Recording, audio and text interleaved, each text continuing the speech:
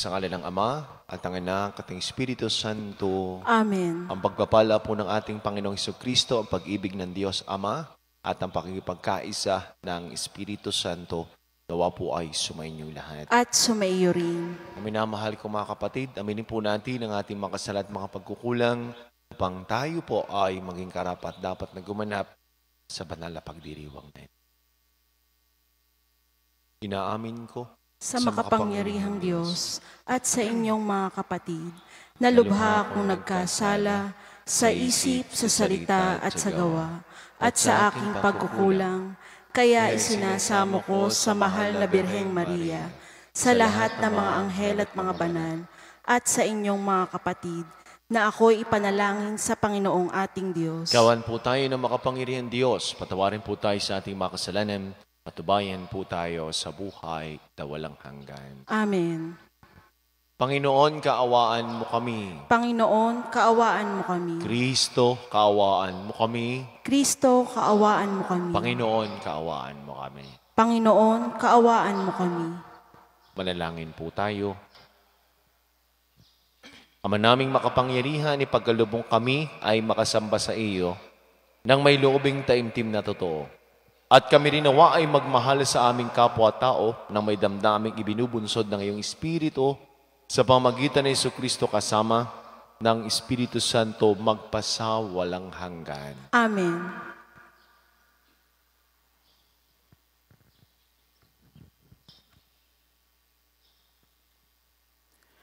Pagbasa mula sa sulat sa mga Ebreo. Mga kapatid, hindi pa humahantong sa pagdanak ng inyong dugo ang pakikitunggali ninyo sa kasalanan. Nalimutan na ba ninyo ang pangaral ng Diyos sa inyo bilang mga anak niya? Mga salitang nagpapalakas ng loob ninyo? Anak, huwag kang magwalang bahala kapag itinutuwid ka ng Panginoon. At huwag panghinaan ng loob kapag ikaw ay pinarurusahan niya. Sapagkat pinarurusahan ng Panginoon ang mga iniibig niya at pinapalo ang itinuturing niyang anak. Tiisin ninyo ang lahat bilang pagtutuwid ng isang ama, sapagkat ito'y nagpapakilalang kayo'y inaari ng Diyos na kanyang mga anak. Sinong anak ang hindi itinuwid ng kanyang ama? Habang tayo'y itinutuwid, hindi tayo natutuwa, kundi naghihinagpis. Ngunit pagkaraan niyon, lalasap tayo ng kapayapaang bunga ng matuwid na pamumuhay. Kaya't palakasin ninyo ang inyong lupaypay na katawan at tipunin ang nalalabi pang lakas. Lumakad kayo sa daang matuwid upang hindi tuluyang mapilay, kundi gumaling ang paang nalinsad. Magpakabanal kayo at sikaping makasundo ang inyong kapwa, sapagkat hindi ninyo makikita ang Panginoon kung hindi kayo mamumuhay ng ganito. Pag-ingatan ninyong huwag talikdanin man sa inyo ang pag-ibig ng Diyos. Ingatan ninyong huwag sumama ang sino man sa inyo at makagulo at makahawa pa sa iba. Ang salita ng Diyos. Salamat sa Diyos. Salmong tugunan, pag-ibig mo'y walang hanggan sa bayan mong nagmamahal. Pag-ibig mo'y walang hanggan sa bayan mong nagmamahal. Panginooy papurihan, purihin mo kaluluwa, ang pangalan niyang banal, purihin mo sa tuwina. Ikaw aking kaluluwa, ang Diyos ay papurihan, at huwag mong lilimutin, yaong kanyang kabutihan. Pag-ibig mo'y walang hanggan sa bayan mong nagmamahal. Kung paano nahahabag ang ama sa anak niya, gayon siya nahahabag sa may takot sa kanya. Alam niya na alabok, yaong ating pinagmulan. Alam niyang babalik din sa alabok kung mamatay. Pag-ibig mo'y walang hanggan sa bayan mong nagmamahal. Ngunit ang pag-ibig ng Diyos ay tunay na walang hanggan sa sino man sa Kanya'y may takot at pagmamahal. Ang matuwid niyang gawa ay wala ring katapusan. Yaong magtatamo nito'y ang tapat sa Kanyang tipan. Pag-ibig mo'y walang hanggan sa bayan mong nagmamahal.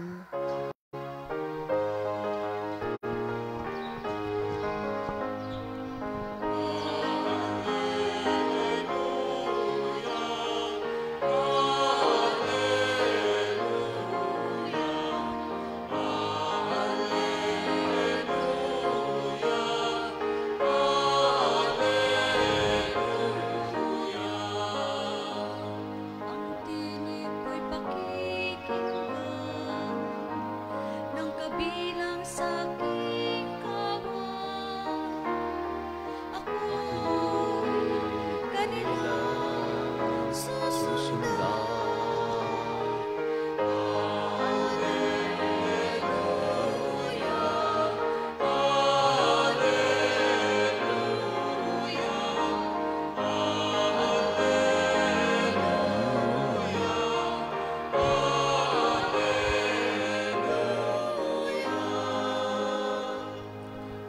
Sumaini po ang Panginoon. At sumaiyo. Ang mabuting balita ng Panginoon ayon kay San Marcos. Papuri sa iyo, Panginoon.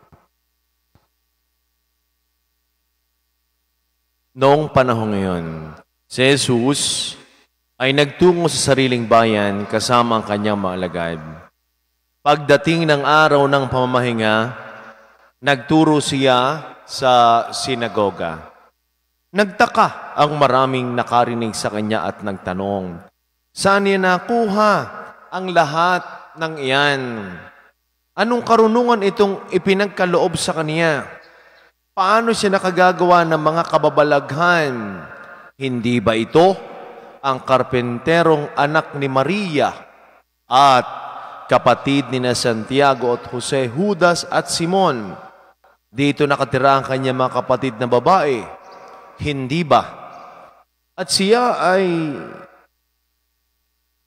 ayaw nilang kilanlin. Kaya sinabi ni Jesus sa kanila, ang propeta ay iginagalang ng lahat, liban lamang ng kanyang mga kababayan, mga kamag-anak at mga kasambahay. Hindi siya nakagawa ng anumang kababalaghan doon, maliban sa pagpapatong ng kanyang kamay sa ilang may sakit upang pagalingin ang mga ito. Nagtaka siya sapagkat hindi sila sumasampalataya at nilibot ni Jesus ang mga nayon sa paligid upang magturo. Mga minamahal kong mga kapatid, ng mabuting balita ng ating kaligtasan. Pinupuri ka namin, Panginoong Hesukristo.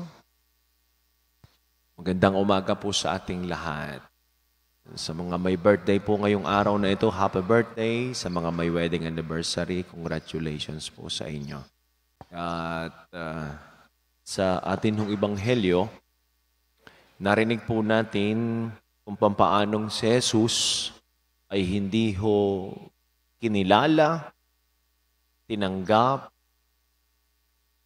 ng kanya hong mga kababayan, lalo tigit ho ng kanyang mga kamag-anak.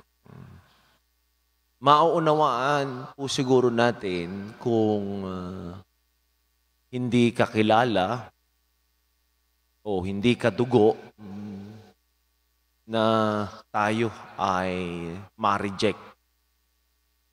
Pero kung yung kamag-anak mo mismo, kadugo mo mismo,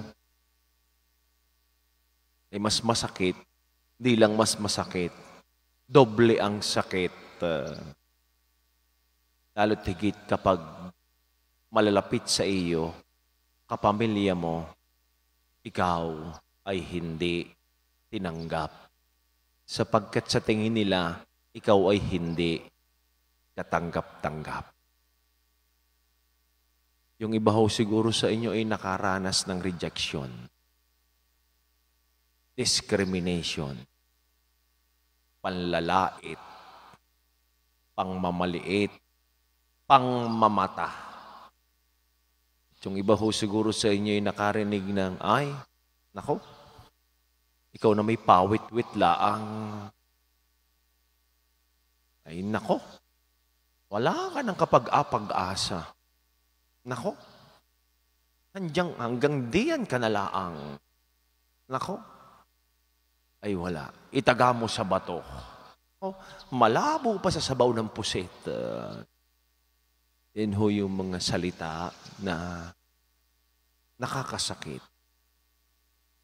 Alam ho ninyo, ilan hong mga celebrities, sila naman ho ay madami, bago naman ho nila nakamit ang tagumpay, ay napakarami naman hong pinagdaanan sa buhay at rejection ang kanila hong mga natanggap. Si Jack Ma, sa hong Chinese businessman, noong buhay niya, nagtrabaho o nag-apply sa KFC, hindi tinanggap. 24 na nag-apply sa isang kumpanya, ay kamalas-malasan, ay siya lang ang hindi tinanggap. At yun, 23 ay nakapasok sa trabaho. Pero ngayon, sino siya? Worth billion ang kanyang asset. Steve Jobs ng Apple. College dropout nga po siya. At yung unang pinasuko niyang company na computer, he was also rejected. At nung siya bumalik, naging CEO na siya ng Apple Company. Sino ba naman mag-aakala kay Michael Jordan? Nakilala ho na basketball player. Nakatanggap na maraming mga award. Sino ba may mga tao na nanlait din sa kanya? Tanong sabi, wala siyang skill. Kulang siya sa skill. At yung unang koponan ay hindi siya tinanggap. Team, hindi siya tinanggap. Pero alam natin ang kanyang buhay. Si Abraham Lincoln, ilang beses hubang tumakbo yan bago naging presidente ng United States? Ilang beses ba siyang hindi tinanggap at hindi kinilala? Napakarami pa po. J.K. Rowling, author ng Harry Potter books. Ano sabi nga sa kanya nung publisher, ikaw ay single mother. Ay sinong magbabasa at hindi ka yayaman sa paggawa mo ng libro na yan? Sapagkat hindi maganda ang istorya. Anong nangyari? Ginawa pang pelikula ang Harry Potter. Si Walt Disney, kilala natin yung Disneyland. Hindi ho siya tinanggap nung siya nag-a-apply. Kasi ang utak na yan, puro mga animation. Parang ang tingin sa kanya ay crazy. Pero ngayon, hindi lang ho sa isa pinupuntahan ng mga bata, pati matatanda, ay ang pagpunta sa Disneyland. Iba't ibang bansa may Disneyland. At yan ay gawa ni Walt Disney. Madami pa ho. Ay na lamang dito. Dito sa atin sa lokal. Ito na sa atin sa bayan ng San Jose. Ilan ho sa inyo ang nakatanggap ng panliliit? Ilan ho sa inyo nakatanggap ng paghamak? Pero ngayon, ano ka ngayon sa kinatatain mo sa buhay? Hindi naman para ipagyabang, hindi naman para ipagmalaki din. Kung hindi ka nakinig sa sinabi at hindi ka nawalaan ng loob para tupdin ang iyong pangarap. Sa tingin natin sila'y sagabal, hindi. Pa nagbibigay minsan ng inspirasyon para magtuloy sa buhay. Who knows? Baka mamaya, dito manggalang maging presidente ng Pilipinas sa susunod. Hindi natin alam. Na ang mga dati pa lang, mga hindi kinikilala. Ngayon, sinasaluduhan natin. Binibigyang parangal natin. At ang masakit ho nito, ay yung bang ikaw ay nagtagumpay na sa buhay, gumagawa ka na ng mabuti, ay laging may kasama at kasama pa rin pula. Hindi makapaniwala. Sa kanyang tatayuan mo ngayon, sa narating mo ngayon. Bakit? Meron pa lang kayong mga tao na ang role sa buhay ay mamula. Na ang role sa buhay ay mamintas. Paano sila lamang ang magaling? Mga kamag-anak ni Jesus, yung nakakakilala sa kanya ng pangasabi, ipinagdildilan pa. Hindi ba't yan ng anak ni Jose? May kasunod pa, diba, anak ng karpintero. Talagang isiniksik pa yung anak ng karpintero. Ganyan din ho tayo minsan. Alam mo ninyo yung Diyos, hindi niya tatanungin yung ating family background. Hindi ho niya tatanungin ang ating social status. Social background. Bakit? Sapagkat ang tinitingnan ng Diyos ay ang kabutihan po ng ating puso. Kaya nga si Jesus, nawalan ba siya ng loob? Hindi. Saan siya pumunta? Sabi, nilibot niya ang ibang lugar, ang ibang nayon para doon magpagaling. Nakaranas siya ng rejection. Sa halip ay titigil na dapat. Pero hindi. Lalo pang nagpursige sapagkat may mission siya. Tayo din. Tayo na nga minsan ay nadapa. Nadapa ka na nga ay talagang ibang tao, inungod-ngod ka pa para hindi makabangon. Pero alam ho ninyo, sa tulong ng Diyos at biyaya ng Diyos, ikaw ay bumangon. At higit sa lahat, ikaw ay gumawa din ng mga himala. Himala na hindi naman nangangahulugan na against natural yung ginagawa mo, kung hindi yung himala. Yung paggawa ng kabuti nito ay himala. At marami kang natulungan. At yan ho, bago tayo nakakaranas ng discrimination, kapag tayo nakakaranas ng rejection, sana huwag ho tayong mawala ng pag-asa at huwag ho tayong mabigo. Sa halip, ang mga ito ay magpapatunay na kaya mo. Sasabihin mo sa iyong sariling, kaya ko ito sapagkat kasama ko si Kristo.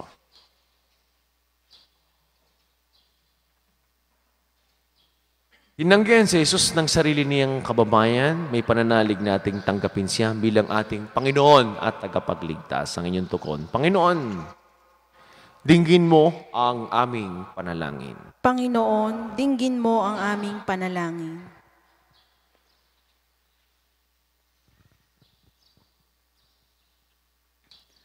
Ang mga namumuno sa simbahan, naway ipahayag ang salita ng Diyos ng may katapangan at isabuhay ito ng may pananalig. Manalangin tayo sa Panginoon. Panginoon, dinggin mo ang aming panalangin. Ang lahat ng mga Kristiyano, naway maging maalab sa pagpapahayag ng salita ng Diyos sa mundong hindi naniniwala sa Kanya. Manalangin tayo sa Panginoon. Panginoon, dinggin mo ang aming panalangin. Ang mga misyonero, naway magkaroon ng tiyaga at hindi manghina ang kalooban sa paghahasik ng mensahe ng Diyos sa mga puok na hindi bukas sa pagtanggap dito. Manalangin tayo sa Panginoon. Panginoon, dinggin mo ang aming panalangin. Ang mga may sakit at yung mga nabibigatan sa buhay, naway makita ang pag-ibig at pagkalinga ng Diyos sa pamamagitan ng malasakit ng kanilang mga kapamilya. Manalangin tayo sa Panginoon. Panginoon, dinggin mo ang aming panalangin. Ang mga yumao naway magtamasan ng walang hanggang kapayapaan. Manalangin tayo sa Panginoon. Panginoon, dinggin mo ang aming panalangin.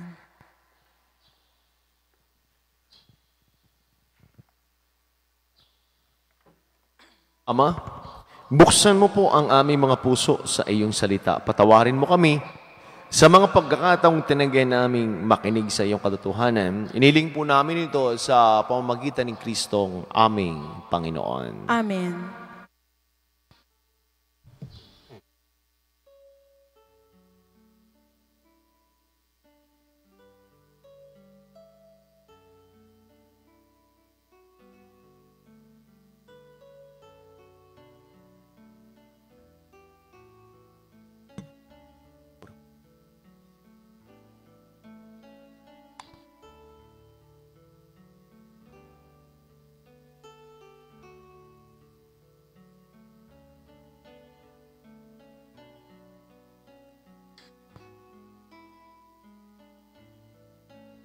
Kapuri-puri ka, Diyos.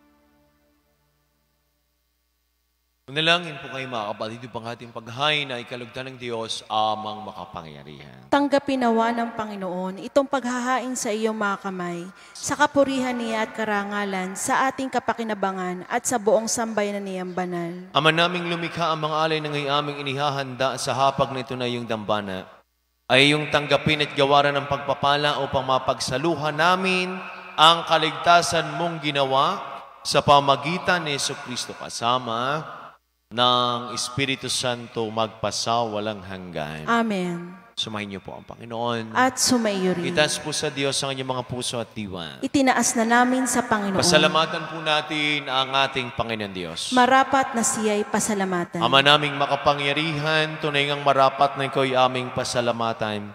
Pinagbibigyan mong ito'y aming maihayag, kahit na ito'y walang anumang maidaragdag. Sa kadakilaang sa iyo ay likas, sa pagpupuri namin ang nakikinabang, ay kami rin iyong pinakikiharapan sa pamagiting anak na minamahal. Kaya, kaysa ng mga anghel na nagsisiawit ng papuris na walang umpay sa kalangitan, kami po ay nagbubunyi sa iyong kadakilaan. Santo, Santo, Santo Panginoong Diyos ng mga hukbo, napupuno ang langit at lupa ng kadakilaan mo. O sana sa kaitaasan, pinagpala ang naparirito sa ngalan ng Panginoon. O sana sa kaitaasan. Ama naming banal, ikaw pong bukal ng tanang kabanalan, kaya't sa pamagitan ng iyong Espiritu, ngayon pong banal ang mga kaloob na ito upang para sa amin ay maging katawan at tugon ng aming Panginoong Jesucristo. Bago niya, pinagtiis ang kusang loob na maging handog, hinawakan niya ang tinapay. Pinasalamatan kaniya, pinaghati-hati niya yon, iniabot sa kanyang mga alagad at sinabi, tanggapin ninyong lahat ito at kanin ito ang aking katawan na ihahandog para sa inyo.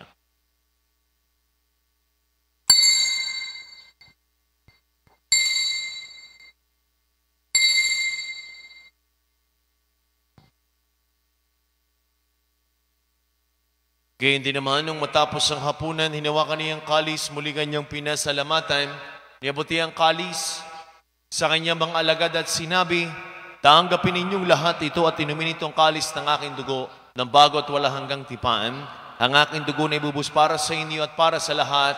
Sa pagpapatawad ng mga kasalanan, gawin niyo ito sa pag-alaala sa akin.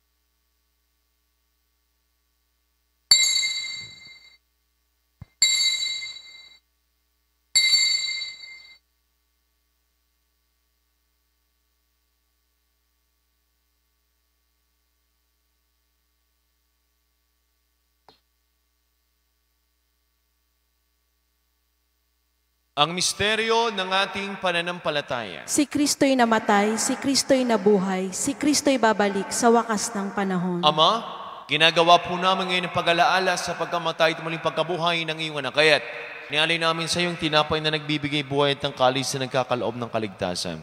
Kami nagpapasalamat dahil kaming minarapat at tumayo sa harap mo para maglingkod sa iyo. Sinasamo po namin kami magkakasalo-salo sa katawan at tugon ni Kristo mabuklod sa pagkakaisa sa pamagitan ng Espiritu Santo. Ama, lingapin mo yung simbahang laganam sa buong daigdig, puspusin mo kami sa iyong pag-ibig. Ay San ni Francisco na aming Santo Papa at ni Gilbert na aming arsobispot ng lahat ng mga kaparian.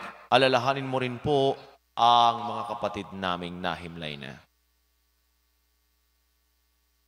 Nang may pag-asang sila'y muling mabubuhay gayon din ng lahat ng mga pumanaw, kaawaan mo po sila patuloyin sa iyong kaliwanagan. Kaawa mo't pangindapating kaming lahat na makasalo sa iyong buhay na walang wakas. Kaysa ng mahal na Birheng Maria na ina ng Diyos ni Poong San Jose na atin din patron.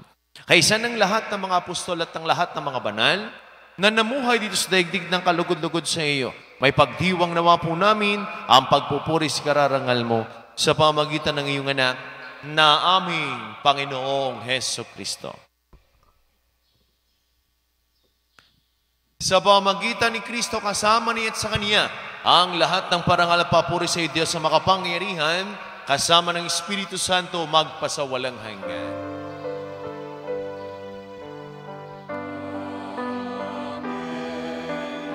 Amen. Amen.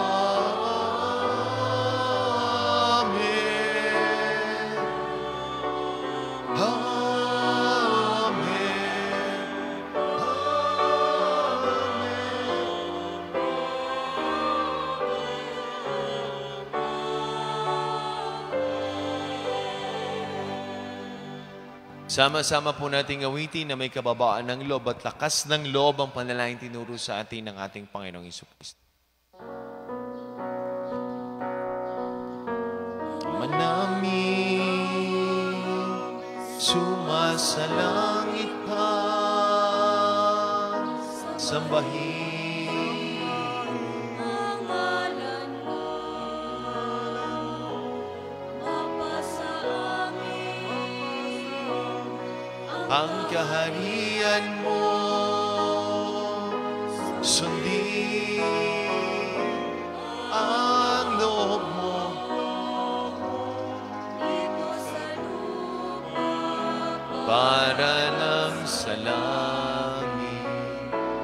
Bigyan mo kami ngayon Ng aming kakain sa araw araw, at patawarin kami sa aming mga sala,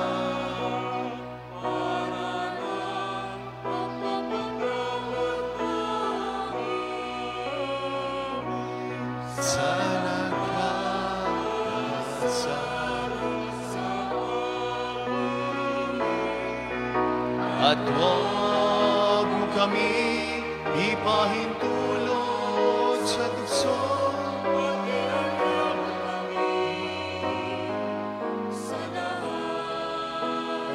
ng masama. Inihiling po namin kami at diya sa lahat ng masama, pagkalooban ng kapayapaan, araw-araw, ligtas sa kasalanan, at ilayo sa lahat ng kapahamakan. Samantalang aming pinananapikan ang dakilang araw ng pagpapahayag ng tagapagligtas naming si Heso Kristo. Sapagkat iyo ang kaharian at ang kapangyarihan at ang kapurihan magpakailanman. Amen. Panginoong Jesucristo, sinabi mo sa iyong mga apostol, kapayapaan ang iniiwan ko sa inyo. Ang aking kapayapaan ang ibinibigay ko sa inyo, tunghayan mong aming pananampalataya at ang aming mga pagkakasala. Pagkaloob po kami ng kapayapaan at pagkakaisa ayon sa iyong kalooban, kasama ng Espiritu Santo magpasawalang hanggan. Amen. Ang kapayapaan po ng Panginoon laging sumainyo. At sumayo rin. Nagbigayan po kayo ng kapayapaan sa bawat isa. Peace be with you po. Kordero ng Diyos na nag-aalis ng mga kasalanan ng sanlibutan, maawa ka sa amin. Kordero ng Diyos na nag-aalis ng mga kasalanan ng sanlibutan, maawa ka sa amin. Kordero ng Diyos na nag-aalis ng mga kasalanan ng sanlibutan, ipagkaloob mo sa amin ang kapayapaan.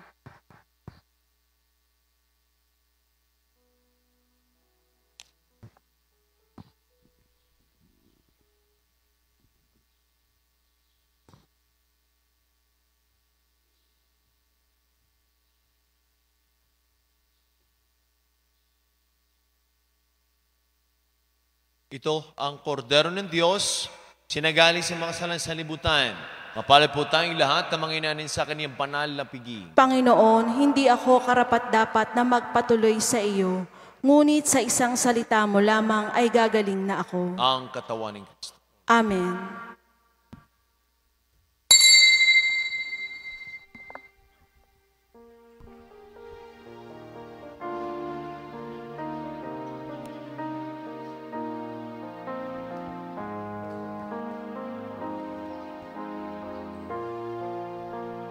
Panginoon, At sumaiyo rin. pagpalain po kayo, ingatan, gabayan, subaybayan ng ating mapagmahal na Diyos. Sa ngalan ng Ama at ng Anak at ng Espiritu Santo, Amen. ang misa ay naialay na, taglinin niyo ang pag-ibig ng Diyos. Salamat sa Diyos. Magandang umaga po sa ating lahat.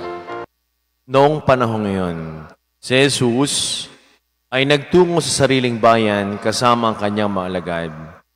Pagdating ng araw ng pamamahinga, nagturo siya sa sinagoga. Nagtaka ang maraming nakarinig sa kanya at nagtanong, saan niya nakuha ang lahat ng iyan?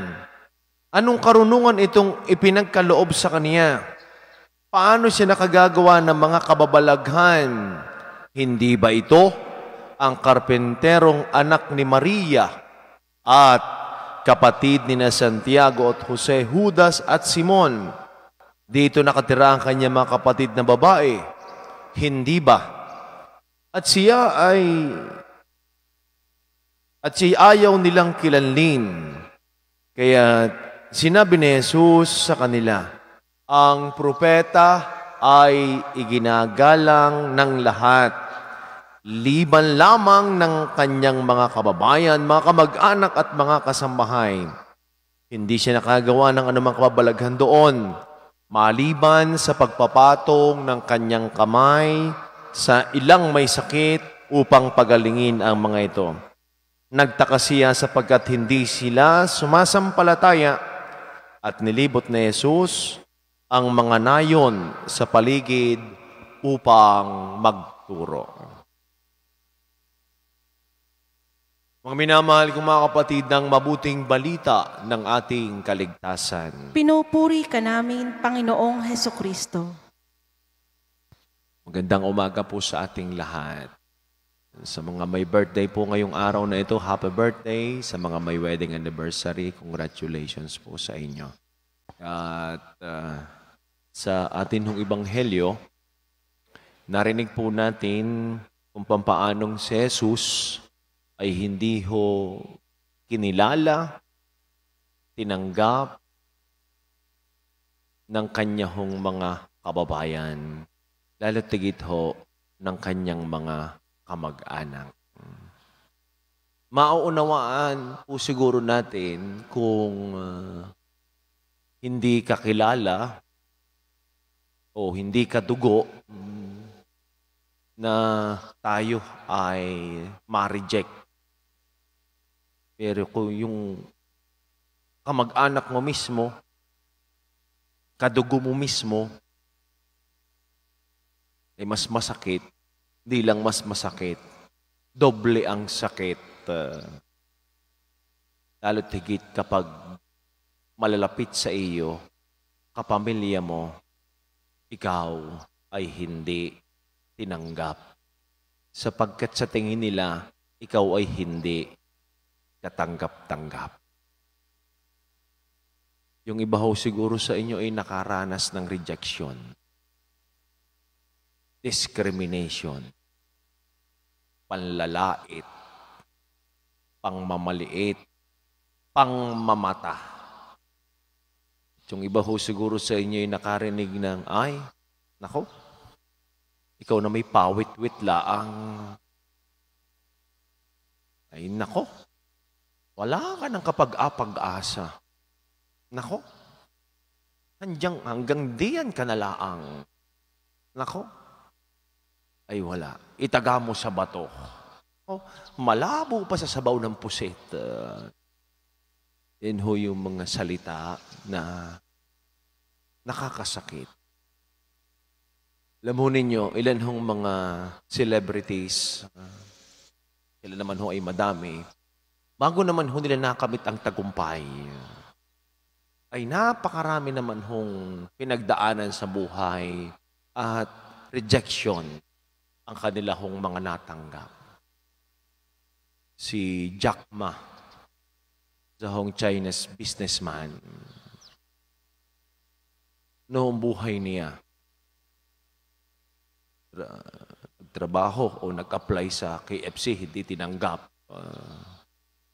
24 na nag-apply sa isang kumpanya ay kamalas-malasan ay siya lang ang hindi tinanggap. At yun, 23 ay nakapasok sa trabaho. Pero ngayon, sino siya? Worth billion ang kanyang asset. Steve Jobs ng Apple. College dropout nga po siya. At yung unang pinasuko niyang company na computer, he was also rejected. At nung siya bumalik, naging CEO na siya ng Apple Company. Sino ba ho naman mag-aakala kay Michael Jordan? Nakilala ho na basketball player. Nakatanggap na maraming mga award. Sino ba may mga tao na nanlait din sa kanya? Tanong sabi, wala siyang skill. Kulang siya sa skill. Kaya yung unang koponan ay hindi siya tinanggap. Team, hindi siya tinanggap. Pero alam natin ang kanyang buhay.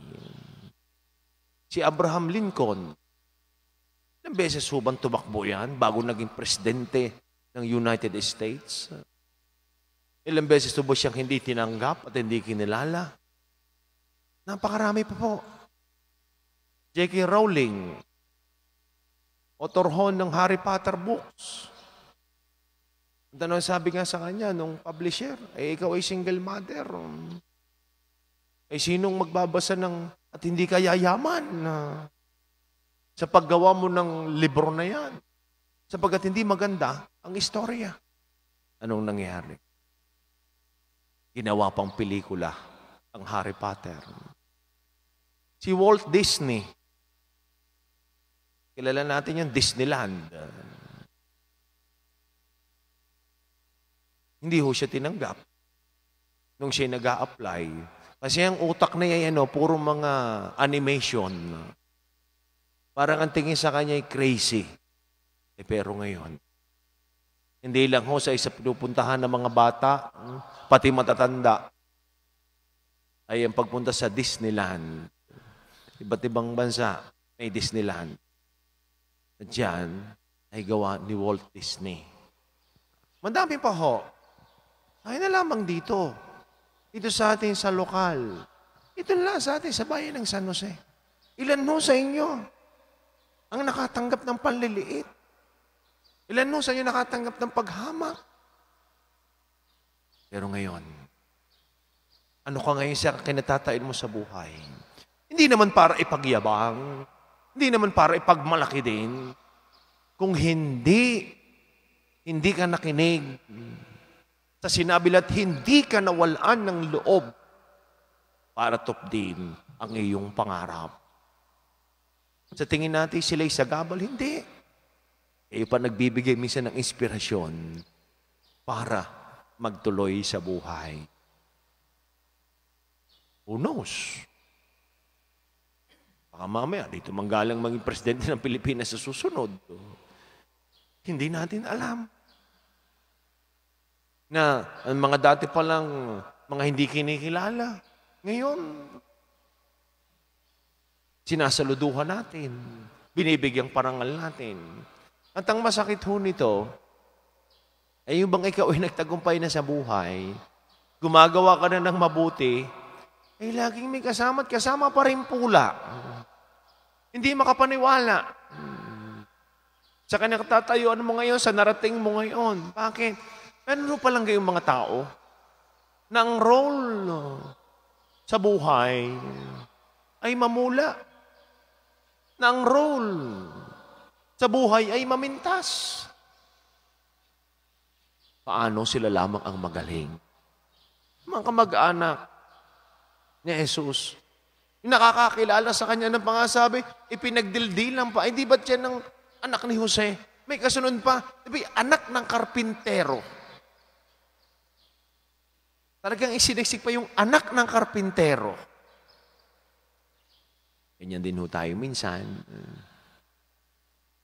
Alam mo ninyo yung Diyos, hindi niya tatanungin yung ating family background. Hindi ho niya tatanungin ang ating social status. Social background. Bakit? Sapagkat ang tinitingnan ng Diyos ay ang kabutihan po ng ating puso. Kaya nga si Jesus, nawalan ba siya ng loob? Hindi. Saan siya pumunta? Sabi, nilibot niya ang ibang lugar, ang ibang nayon para doon magpagaling. Nakaranas siya ng rejection. Sa halip ay titigil na dapat. Pero hindi.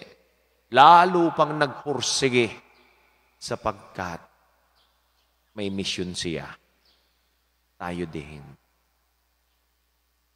Tayo na nga minsan ay nadapa.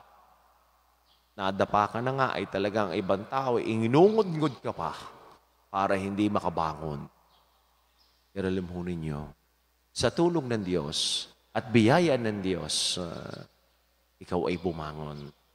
At higit sa lahat, ikaw ay gumawa din ng mga himala. Himala na hindi naman nangangahulugan na against natural yung ginagawa mo, kung hindi yung himala. Yung paggawa ng kabuti nito ay himala. At marami kang natulungan. At yan ho, bago tayo nakakaranas ng discrimination, bago tayo nakakaranas ng rejection, sana huwag ho tayong mawala ng pag-asa at huwag ho tayong mabigo. Sa halip, ang mga ito ay magpapatunay na kaya mo. Sasabihin mo sa iyong sariling, kaya ko ito sapagkat kasama ko si Kristo.